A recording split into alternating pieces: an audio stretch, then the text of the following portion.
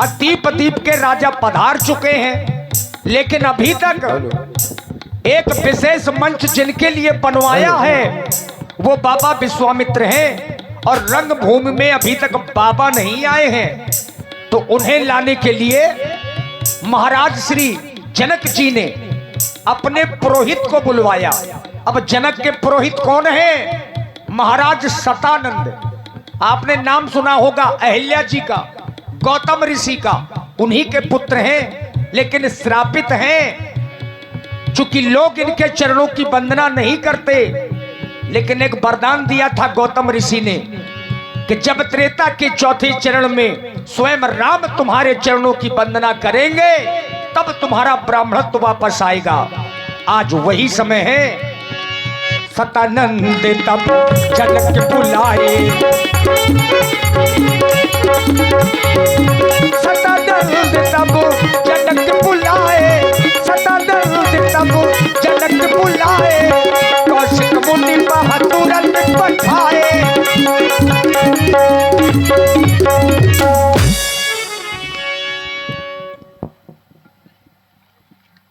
पूज्य श्री गुरुदेव, आपके श्री चरणों में किंकर विदेह का कोटि सहा प्रणाम प्रणीत हो। स्वीकारे गुरुदेव, स्वीकार करे।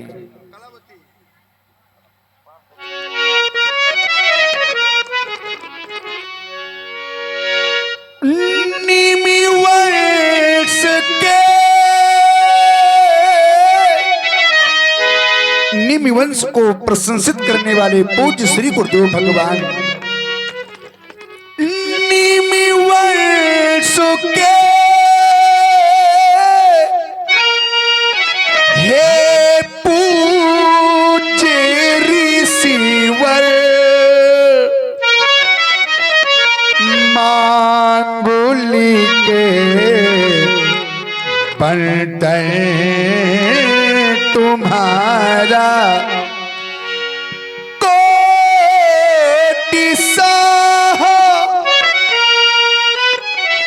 पावन पदों में, हे देवता बंदन तुम्हारा, देवता बंदन तुम्हारा, हाँ हाँ देवता बंदन तुम्हारा, कोटि सहा प्रणाम स्वीकारे गुरुदेव, स्वीकार करें। राजा जनक, आपके द्वारा प्रणाम किया गया। अगर कोई व्यक्ति किसी से राम राम करता है तो उसका उत्तर राम राम होता है। अगर कोई व्यक्ति किसी से नमस्कार करता है तो उसका उत्तर नमस्कार होता है। अगर व्यक्ति किसी से प्रणाम करे तो उसका उत्तर प्रणाम नहीं आशीर्वाद होता है। इसलिए मेरा आशीर्वाद है तुम्हारा अखंड कल्याण हो, महामंगल हो। राजा जनक, बुलाने का कारण क्या है? पूज्य श्री गुरुदेव, आपके बुलाने का एक ही प्रयोजन है। देखो देखो ना रंगशाला अंतर्गत सभी महिपालों का, भूपालों का आगमन हो गया है। ये सभी महिपाल अपने अपने मंचों में विराजमान हो चुके हैं। जहां तक हमारी दृष्टि जाती है तो हम देखते हैं कि चहुदिश कंचन मंच विशाला, रचे जहां बैठे महिपाला। परंतु अभी तक वो नहीं आए जिनकी मैं प्रतीक्षा कर रहा हूँ। हाँ हाँ, मैं उन्हीं की बात कर रहा हूँ। वेद माता गायत्री की परम उपासक, वेदों के दृष्टा, तम के तत्वदर्शी, विराटों के महर्षि, सृष्टि के द्वितीय रचनाकार श्री विश्वामित्र जी के सहित उन दोनों छोटे छोटे युगल कुमारों का आगमन नहीं हुआ है। पूज्य श्री गुरुदेव, हम चाहते हैं गुरुदेव कृपा, गुरुदेव कृपा, कारी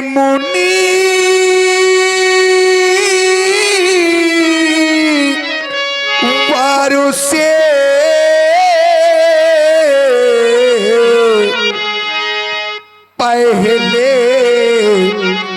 प्रणाम मेरा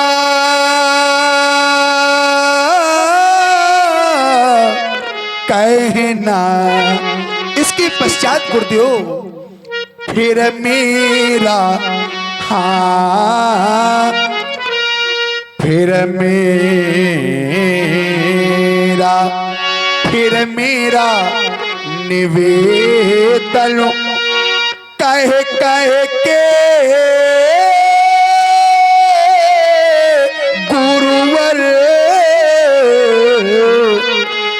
चलने का पुनि आग्रह करना। आप कह देना जाकर के, कहना दो राज कुमारों संग किंकरों ने उन्हें बुलाया है।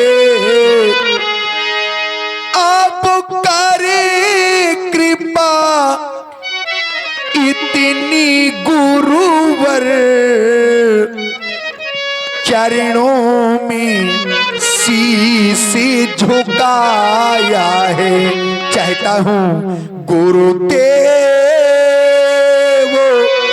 चले जाएं, मम पूज चले जाएं। आप जब सुंदर सदन पहुंच जाएं तो एक छोटी सी याचना है गुरुदेव। ये याचना मेरी कौशिक मुनि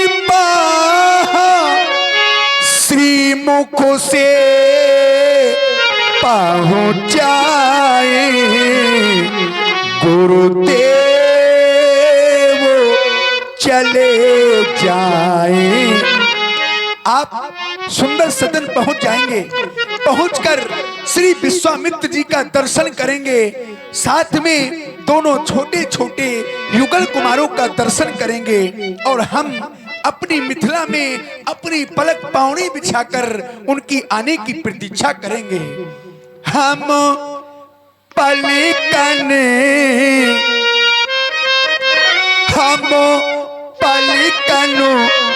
डगरी बुहारो रहे, हम उनकी राह निहारी रहे।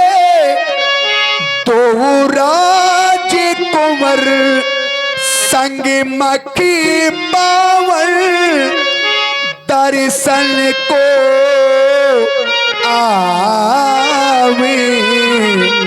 गुरुदेव चले जाएं। और गुरुदेव जिसो पथ से वो छोटे छोटे दोनों सुकुमार श्री विश्वामित्र जी के सहित जिसो पथ से होकर आवेंगे, उसी पति पर सुमन बिछाऊंगा। दर्शन कर युगल कुमारों के निज जीवन धन बना आऊंगा। आपके श्री चरणों में यही हमारी विनय है। विनय को स्वीकारें देवता, स्वीकार करें।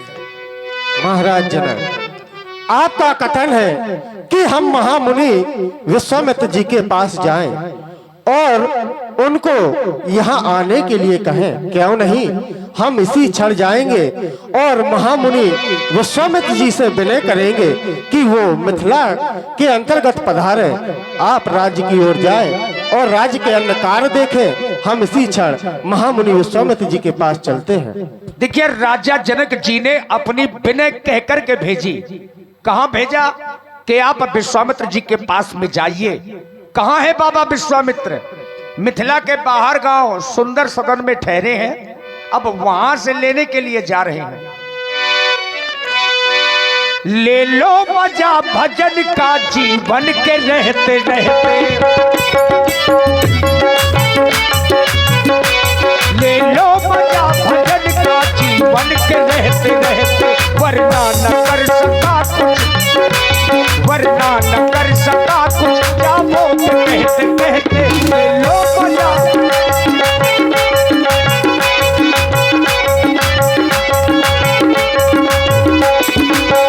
जनक बिनय तिनो आज सुनाई, जनक बिनय तिनो आज सुनाई।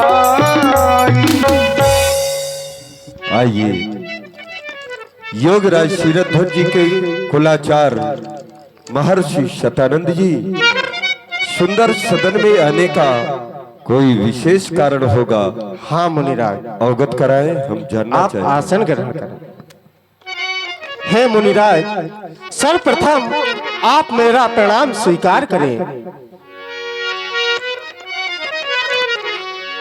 कोट कोट शुभाशीष है। और इसके तत्पश्चात महाराज जनक का भी प्रणाम स्वीकार करें। योगराज क्षीरध्वज जी को भी सहस्त्र सहस्त्र शुभाशीष।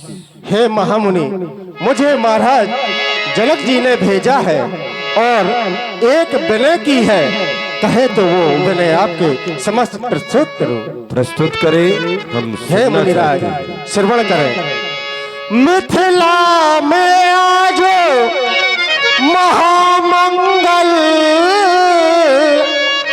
नृपने रंग भूमि सजवाई है, नृपने रंग भूमि सजवाई है। आए नृप देश विदेशन के, क्या अजब छटा छब छाई है।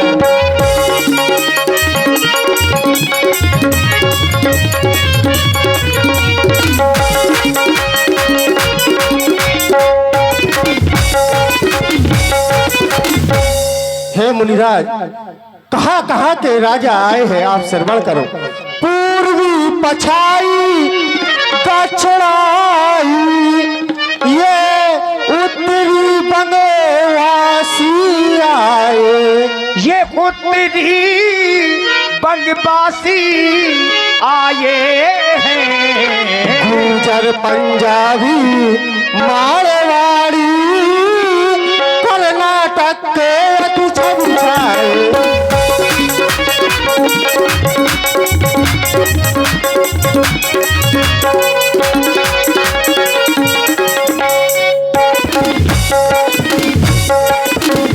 मुनिराज कहाँ तक बतलावे,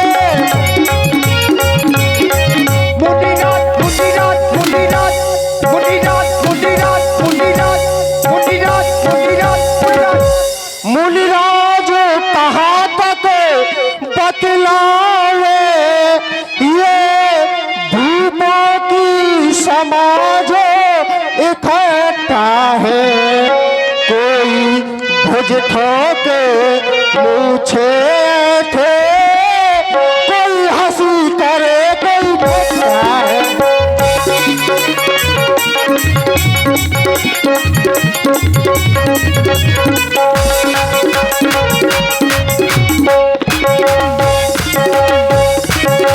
यद्यपि महाराज ये तो सत्य है, क्योंकि जब ज्यादा राजा हो जाएंगे तो वो फिर शांत नहीं होंगे। कभी नहीं। एक कहावत है, स्वान सर्प नारी नृपति, पंडित और मारजार, और जहां जहां इनको जुग मिले तहां तहां कलह। अपार।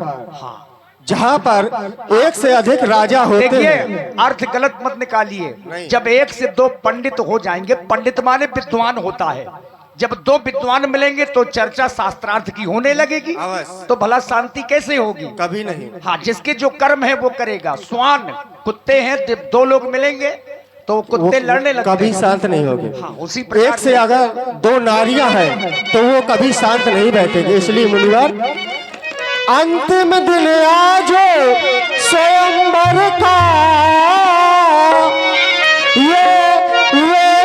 पर शिव धनु रखवाया, ये बेटी पर शिव धनु रखवाया। चलिए मुनिवर जल्दी चलिए, भूपत ने तुरंत बुलवाया।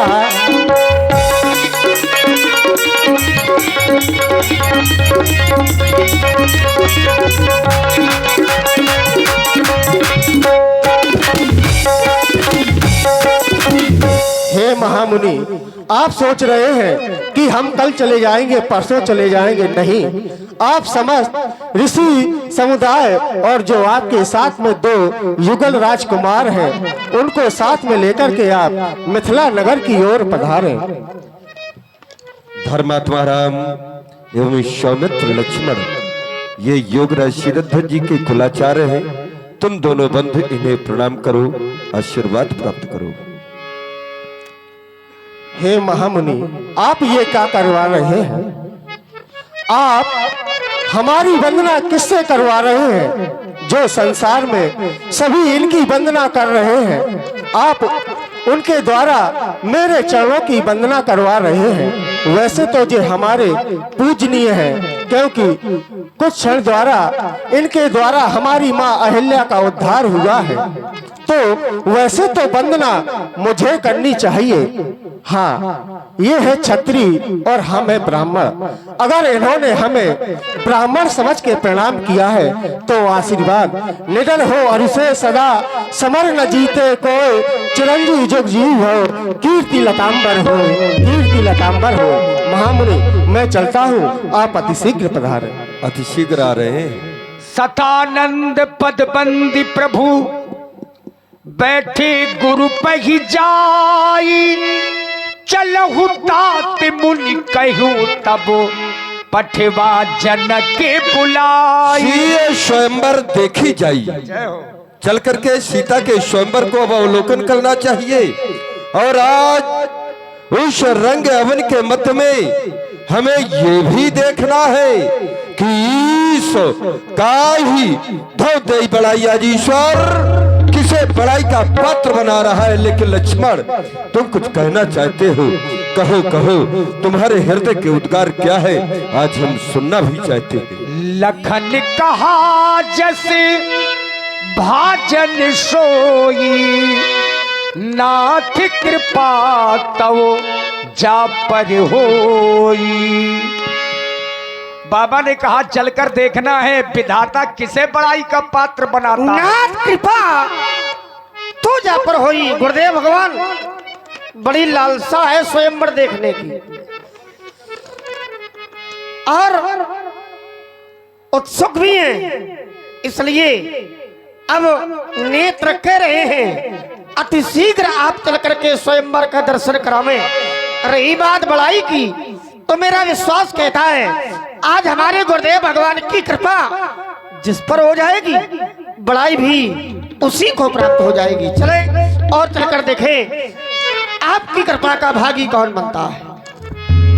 लक्ष्मण जी की वाणी को सुनकर के जितने मुनि साथ में हैं, कितने हैं? 60,000। वैसे आपके तो 88,000 हैं, लेकिन यहाँ पर 60,000 आए हैं। हर से मुनि सब सुन बरबानी, तीन है आशीष सब ही सुख मानी। पुनि मुनि वृंदे समेत कृपाला, देखन चले धनुष मखसाला। अब धनुष यज्ञ देखने के लिए बाबा विश्वामित्र जी, राम जी, लक्ष्मण जी और 60,000 बाबा के शिष्य चल पड़े उस मिथिला रंग भूमि में, जिस विमल वेदिका पर वो बाबा भोलेनाथ का अजगो रखा है। अब पूज पाठ बाबा गोस्वामी तुलसीदास जी ने एक चौपाई लिखी है, जाकी रही भावना जैसी प्रभु मूर्त देखी तिन। आइए लोगों की भावनाओं को देखें। कहा मेला जा रहे हैं का बाबा? हाँ, रंग भूमि देखाइए। गले में दुपट्टा लाल पीला, देखिए यहां से अब रस परिवर्तन हो रहा है। गले में दुपट्टा लाल पीला, सब रंगों में है रंगीला। हटका हठीला रंग का रंगीला, हटका हठीला आ गया, सीता का सबरिया आ गया।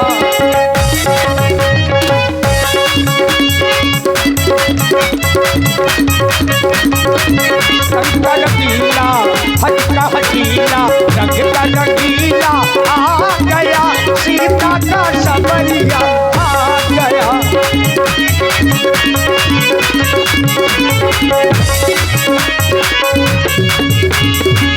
देखई भूपे महारण धीरा, मनहु वीर रसो हर शरीरा,